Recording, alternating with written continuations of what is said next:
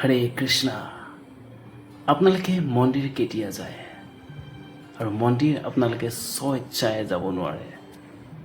মন্দিৰ আপোনালোকক লৈ যোৱা হয় এক অপৰিসীম শক্তি, এক দৈবিক শক্তি, এক ঐশ্বৰিক শক্তি, যিয়ে আপোনালোকক দুখৰ সময়ত আপোনালোকক লৈ যায় এক অপূৰ্ব শান্তি, আনন্দ লাভ কৰিবৰ কাৰণে।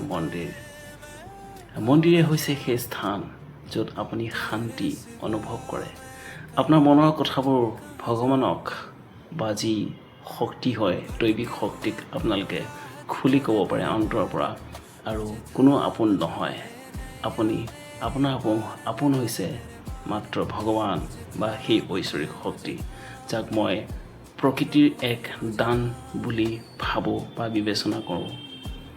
আপোনালোকৰ কেতিয়াবা হয়তো মনটো খুব ভাল লাগে যেতিয়া আপুনি কাৰোবাক নিস্বাৰ্থত সহায় কৰে, হেল্প কৰে। কোনোবা দুখীয়া নিচলা মানুহক যেতিয়া আপুনি সহায় কৰে, আৰু যিকোনো জীৱ জন্তুক যেতিয়া সহায় কৰি আপুনি অপৰিসীম শান্তি আৰু তৃপ্তি লাভ কৰে, সেয়াই হৈছে আচল আধ্যাত্ম। আপোনালোকে এনেকুৱা দুখীয়া নিচলা মানুহক সহায় কৰি চাবচোন কেতিয়াবা, আৰু যদি মনটো ভাল লাগে তেতিয়া আপোনালোকে ভাবিব যে আপোনালোকৰ এটা ভাল সঞ্চিত কৰ্ম হৈ আছে। হৰে কৃষ্ণ।